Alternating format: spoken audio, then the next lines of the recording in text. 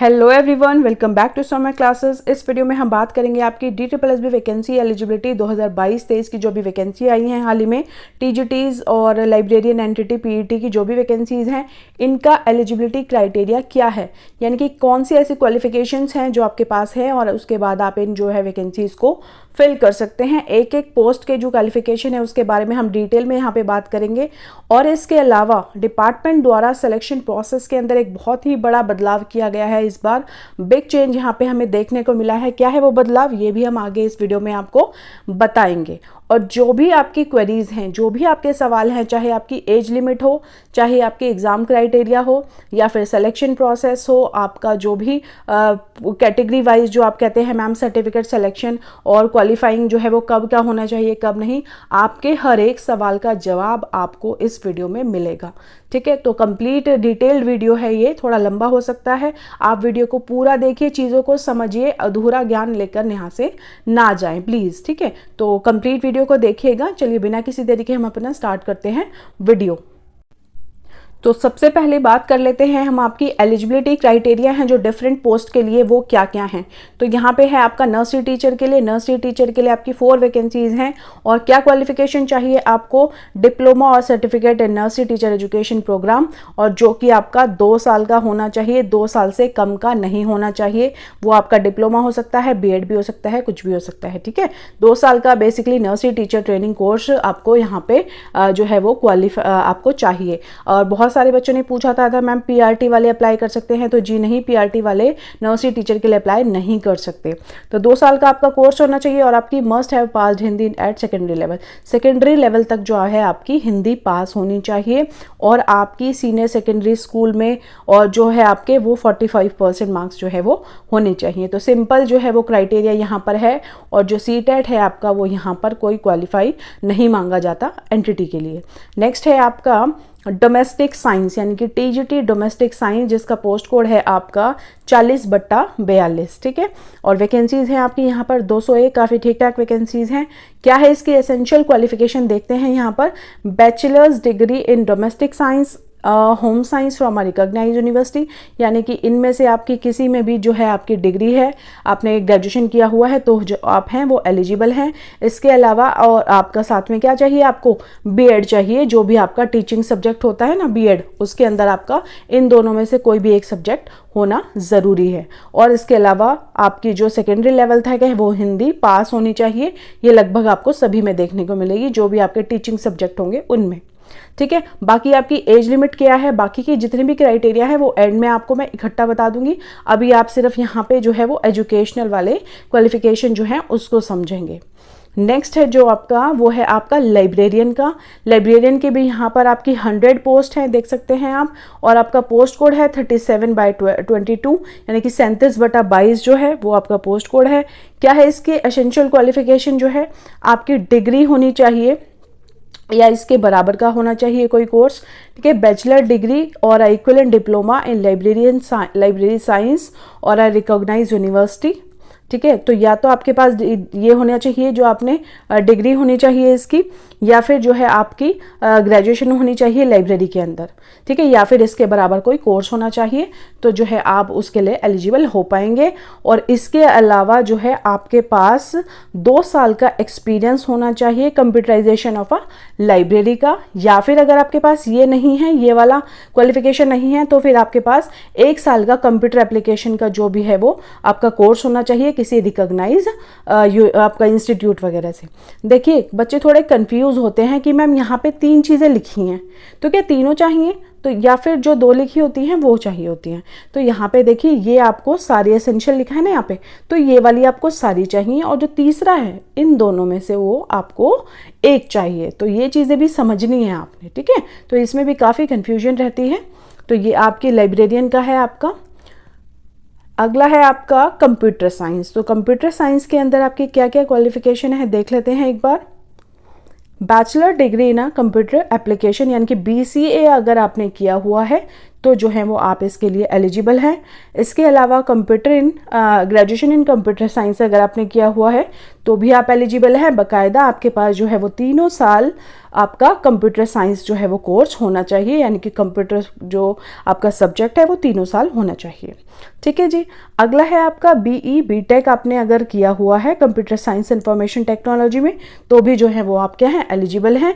और इसके अलावा आपने अगर इन तीनों में से कुछ भी क्वालिफिकेशन आपके पास नहीं है और अगर आपने किसी भी सब्जेक्ट में ग्रेजुएशन किया हुआ है और इसके साथ साथ आपके पास A लेवल कोर्स है जो DOE ACCE ministry of information and communication and technology द्वारा जो है वो मान्यता प्राप्त है, तो जो है आप इसके लिए क्या हैं, एलिजिबल हैं। देखिए यहाँ पे ये वाली क्वालिफिकेशन को ध्यान से देख लें, कंप्यूटर साइंस वाले। अगर आपने ऊपर किसी भी क्वालिफिकेशन में आपके पास कोई क्वालिफिकेशन नहीं है और आपने किसी भी सब्जेक्ट में ग्रेजुएशन किया हुआ है और साथ में आपके पास ये कोर्स है तो फिर आप जो है इसके लिए एलिजिबल हैं। अगला है आपका फिजिकल एजुकेशन का। तो फिजिकल एजुकेशन बहुत ही सिंपल यहाँ पे है, आपके पास जो है वो ग्रेजुएट जो है वो आप फिजिकल एजुकेशन में होने चाहिए या फिर इसके इक्विवेलेंट आपकी डिग्री होनी चाहिए। ये देख सकते हैं आप BPEd जिसको बोलते हैं। तो इसके बाद हम बात कर लेते हैं बाकी की क्वालिफिकेशंस की और क्या क्या चेंजेस जो हैं वो आगे हुए हैं। तो एज लिमिट और रिलैक्सेशन की अगर हम बात करें यहाँ पर तो आप देख सकते हैं जो जनरल की एज है वो आपकी है 30। TGT, जी हाँ, TGT के लिए जो एज है वो है आपकी 30 ईयर्स है। जो अगर आप किसी कैटेगरी से बिलोंग करते हैं SC ST तो +5 हो जाएगी, यानी कि 35 हो जाएगी। OBC से हैं तो फिर हो जाएगी आपकी कितनी, 33 हो जाएगी। PWD यानी कि फिजिकली चैलेंज हैं आप तो हो जाएगी कितनी आपकी 40। और अगर आप फिजिकली चैलेंज के साथ साथ SC ST कैटेगरी से भी बिलोंग करते हैं तो हो जाएगी आपकी 45। एंड अगर PWD कैटेगरी के साथ अगर आप OBC हैं तो हो जाएगी आपकी 43। बहुत ही क्लियरली मेंशन है, पता नहीं बच्चे यहाँ पे क्यों कंफ्यूज होते हैं। तो अगर आप अनरिजर्व्ड कैटेगरी से हैं, AWS वगैरह से हैं तो आपकी 30 एज है। इसमें फीमेल्स के लिए भी 30 है। कुछ बच्चों ने प्रीवियस वीडियो में कमेंट किया था, तो भाई फीमेल्स जो हैं उनकी भी जो है वो 30 ही है। अगर आप इन कैटेगरी में से किसी में से हैं तो आप में ये वाली जो है आपका एज रिलैक्सेशन वो ये वाला इंक्लूड हो जाएगा। इसके अलावा जो डिपार्टमेंटल कैंडिडेट्स होते हैं उनके लिए भी जो है वो 5 साल का रिलैक्सेशन है और गेस्ट टीचर्स के लिए भी है, तो वो आप देख लेंगे एक बार। नेक्स्ट है आपका जो एग्ज़ाम पैटर्न है, इसके बाद मैं आपको बताऊंगी जो चेंज हुआ है वो एग्ज़ाम पैटर्न के अंदर ही हुआ है। आपका एग्ज़ाम पैटर्न आप सभी जानते हैं, नए बच्चे एक बार देख लेंगे। आपका जो ये एग्ज़ाम जो होता है वो टाइप 1 होता है, यानी कि आपका सिर्फ एक एग्ज़ाम होता है जिसके 2 पार्ट होते हैं, पार्ट 1 एंड पार्ट 2। पार्ट 1 भी आपका 100 मार्क्स का होता है और पार्ट 2 भी आपका 100 मार्क्स का होता है और 100 ही इसके अंदर क्या होते हैं, क्वेश्चंस होते हैं। इतने ही आपके क्वेश्चंस होते हैं। एंड इसमें पार्ट 1 जो होता है उसमें आपके क्या सब्जेक्ट होते हैं, आपका हिंदी, इंग्लिश, रीजनिंग, अर्थमेटिक और जनरल अवेयरनेस। ये आपके सारे यहाँ पे पार्ट 1 के अंदर आपके सब्जेक्ट होते हैं। और पार्ट 2 जो होता है वो आपका सब्जेक्ट स्पेसिफिक होता है। जिस भी सब्जेक्ट में आप जो है वो फिल कर रहे हैं, अपना पोस्ट अप्लाई कर रहे हैं, मान लीजिए आप TGT कंप्यूटर साइंस के लिए कर रहे हैं तो कंप्यूटर साइंस आपका क्या हो जाएगा, पार्ट 2 का सब्जेक्ट हो जाएगा, सब्जेक्ट स्पेसिफिक हो जाएगा। अब नेगेटिव मार्किंग कितनी है हमारी, 0.25 नेगेटिव मार्किंग है, आप सभी को पता होगा। यानी कि अगर आप जो है वो यहाँ पर एक गलती करते हैं, इक्वेशन गलत होता है तो 0.25 क्या हो जाएंगे, आपके माइनस हो जाएंगे। ठीक है, तो ये चीज़ हो गई एक आपकी। तो आई थिंक इसमें मैंने चीज़ें आपको बता दी हैं। आप जो है वो एक आप ये देख लीजिए, जो आपका चेंज हुआ है वो आपका ये हुआ है, सिलेक्शन क्राइटेरिया चेंज वो ये हुआ है। देख लेंगे आप नोट यहाँ पे, इसको अब अगर आपने रीड किया होगा और नहीं किया तो आप कर लीजिए। For applicants of all post course the mandatory minimum qualifying marks in tier 1 examination will be applicable only in section B, ठीक है, which is domain subject specific. There will not be any minimum qualifying marks in section A। ठीक है, बहुत ही clearly mention है। However combined aggregate marks of both section A और section B will be reckoned for preparing the final merit list. यानी कि इसका मतलब क्या है, इसका मतलब ये है कि आपका जो क्वालिफाइंग क्राइटेरिया होता था 100 में से दोनों पार्ट्स के लिए, A और B में 40, जनरल की मैं अगर बात करूं तो 40 आपको यहाँ लाने होते थे और 40 आपको यहाँ पे लाने होते थे। ठीक है। लेकिन इस बार इन्होंने क्या किया है, जो पार्ट ए है आपका, उसके क्वालिफाइंग मार्क्स को यहाँ पे इन्होंने क्या कर दिया है, ख़त्म कर दिया है। यानी कि अगर इसके लिए कोई मैंडेटरी नहीं है आपके क्वालिफाइंग मार्क्स आना, यानी कि मान लीजिए अगर आप जनरल से हैं और आपके यहाँ पे 39 मार्क्स हैं और पार्ट बी में आपके 65 मार्क्स हैं और आपने जो है वो कट ऑफ को क्वालिफाई कर लिया है दोनों को मिलाकर, तो जो है क्या हो जाएगा, आपका फाइनल सिलेक्शन हो जाएगा। ठीक है। तो एक बार फिर से मैं आपको बता देती हूँ कि पार्ट ए और पार्ट बी में जो है, पार्ट ए में अब क्वालिफाइंग मार्क्स लाना जो है क्या वो कंपलसरी मैंडेटरी नहीं है, और पार्ट बी के जो आप सिर्फ पार्ट बी जो कि सब्जेक्ट स्पेसिफिक है, इसमें बहुत क्लियरली मेंशन है, उसमें आपको क्वालिफाइंग मार्क्स क्या है, लाना है ज़रूरी। ठीक है। उसमें आपको क्वालिफाइंग मार्क्स लाना कंपलसरी है। बकायदा आपका जो फाइनल कट ऑफ होगा वो दोनों का मिला के होगा। ठीक है। इन दोनों को मिला के जो आपकी फाइनल कट ऑफ होगी वो आपकी मानी जाएगी, और आपका जो भी टोटल एग्रीगेट है वो दोनों के अकॉर्डिंग आपकी फाइनल कट ऑफ से उतना होना चाहिए, तो आपका सिलेक्शन जो है वो हो जाएगा। ठीक है। यहाँ पे ये चीज़ काफ़ी बड़ा बदलाव है। देखिए पहले काफ़ी सारे जो भी एग्ज़ाम हुए थे उसमें ये दिक्कत आती थी कि बच्चे कई बार होता था क्या, पार्ट जो है ए में क्वालिफाई कर गए, बी में नहीं करे, या फिर बी में कर गए और ए में नहीं करे, ऐसे भी कई बार होता था। ठीक है। अगर किसी की सब्जेक्ट पे कमांड ज़्यादा है तो भाई उसने सब्जेक्ट में क्वालिफाई कर लिया लेकिन पार्ट ए में नहीं कर पाए। लेकिन जो है आपने यहाँ पे इस चीज़ का ध्यान देना है कि अब जो है वो आप सभी जानते हैं एग्ज़ाम काफ़ी टफ आते हैं, मुश्किल आते हैं, और कट ऑफ भी आपकी काफ़ी अच्छी खासी जाती है। तो आपने ये नहीं सोचना कि भाई इसमें तो क्वालिफाई भी नहीं करना, तो इसमें तो मैं 40 नंबर लाके क्या करूँगा या क्या करूँगी। नहीं, बिल्कुल ऐसा नहीं करना है। आपने दोनों में आपने अच्छे मार्क्स लेकर आने, तभी आप जो है वो कट ऑफ को क्वालिफाई कर पाएंगे। ठीक है। तो इस चीज़ का आपने ध्यान रखना है बहुत ज़्यादा। इसके अलावा आपके यहाँ पे देख सकते हैं आपके जो क्वालिफाइंग मार्क्स है वो दिए हुए हैं। आपके जो जनरल के होते हैं वो 40% होते हैं, ओबीसी के जो होते हैं वो 35% होते हैं, SC ST PWD अदर जितनी भी कैटेगरीज हैं उनके जो होते हैं वो 30% होते हैं। अब तो आपको जो पार्ट ए में है इतने मार्क्स लाना क्या है, मैंडेटरी नहीं है, जबकि पार्ट बी में आपको एज यूजुअल आपके जो भी क्वालिफाइंग मार्क्स से लाना है वो कंपलसरी है।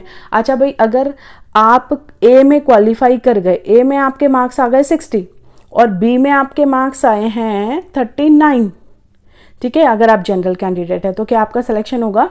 तो आपका सिलेक्शन नहीं होगा। ठीक है, ये चीज़ ध्यान रखें। इसलिए आपका जो subject specific course subject specific है, जो भी आपका सब्जेक्ट है पार्ट बी का, उसको बहुत अच्छे से प्रिपेयर करें। ठीक है, तो ये चीज़ थी जो काफ़ी बड़ा चेंज था। इसके अलावा एक और चीज़ मैं आपको यहाँ पे बता देती हूँ, वो है ये, आप ध्यान से पढ़ लीजिए इसको, इम्पॉर्टेंट नोट क्या है ये। सभी एजुकेशनल क्वालिफिकेशंस जो हैं आपकी, चाहे आपकी एज लिमिट है, चाहे आपका एक्सपीरियंस है, कोई कैटेगरी सर्टिफिकेट्स है, वो सभी जो है वो आपकी 18/11/2022 से क्या होना चाहिए, पहले का होना चाहिए। तो यहाँ पर आप देख सकते हैं कि आपकी जितनी भी क्वालिफिकेशंस हैं, आपने जो भी कोर्स किया है, जो भी डिग्री, डिप्लोमा, व्हाटएवर जो भी आपने किया है, वो सभी जो है इस डेट से आपके पहले के उनके होने चाहिए। अगर आपका कोई रिज़ल्ट वगैरह वेटेड है, अवेटेड है, और मान लीजिए आपकी 20/11 को कोई रिज़ल्ट आता है, मान लीजिए कोई ग्रेजुएशन वगैरह ही मान लीजिए, ठीक है, तो वो क्या होगा, वो जो है वो एलिजिबल नहीं माना जाएगा। जो भी आपकी क्वालिफिकेशन है, एज लिमिट है, वो सब जो है आपकी आखिरी जो आवेदन की तिथि है उससे पहले के होने चाहिए। ठीक है, बहुत तो ये काफ़ी क्लियरली मैंने यहाँ पे आपको चीज़ें बता दी हैं। जो भी आपकी क्वेरीज थी, सवाल थे, जो भी आपने क्वेश्चंस पूछे थे और जो भी डाउट आपको थे, वहाँ यहाँ पर मैंने आपको सभी क्लियर करने की कोशिश करी है। मेरे ख्याल से अब आपके मन में कोई सवाल होना नहीं चाहिए। आप देख सकते हैं जो भी एलिजिबिलिटी थी, education qualification in post code से रिलेटेड जो भी एसेंशियल क्वालिफिकेशन थी वो सभी मैंने आपको बता दी है। सिलेक्शन प्रोसेस में क्या चेंज हुआ है ये भी मैंने आपको बता दिया है कि अब जो है वो दोनों पार्ट में ज़रूरी नहीं है आपको क्वालिफाई होना, लेकिन पार्ट ए में ज़रूरी नहीं है क्वालिफाई होना, मैंडेटरी नहीं है, ज़रूरी नहीं मतलब मैंडेटरी नहीं है। वैसे अगर आप मेहनत करेंगे तो वही बहुत अच्छा होगा, लेकिन पार्ट बी में जो है सब्जेक्ट स्पेसिफिक में क्या है, अभी भी क्या है, ज़रूरी है, मैंडेटरी है आपको क्वालिफाई करना। तो ये चीज़ जो है, ये बदलाव काफ़ी बड़ा है और काफ़ी टाइम बाद ऐसी अलग चीज़ हमें कुछ देखने को मिली है। तो ये आपका वीडियो हो चुका है कंप्लीट, और जो नेक्स्ट नोटिफिकेशन जो है वो आपका बहुत जल्द ही है जो आने वाला है। विद इन 7 डेज या विद इन अ वीक जो है वो सुनने में आ रहा है कि भाई आपका जो नोटिफिकेशन है वो नेक्स्ट आ जाएगा, जिसमें आपकी अदर वैकेंसीज जो होंगी टीजीटीज़ की, मे भी हो सकता है पीआरटी की भी हो सकती हैं उसमें, ठीक है, वो सारी वैकेंसीज जो हैं उसमें हमें देखने को मिल सकती हैं। तो होप सो आपको ये वीडियो पसंद आया होगा, समझ में आया होगा। अगर आपको अब भी कोई डाउट है तो आप नीचे कमेंट करके मुझसे पूछ सकते हैं। मैं पूरी कोशिश करती हूँ कि उन कमेंट्स का जवाब आपको दे सकूँ। वो बने रहिए हमारे साथ, वीडियो को लाइक शेयर सब्सक्राइब करना ना भूलें। धन्यवाद।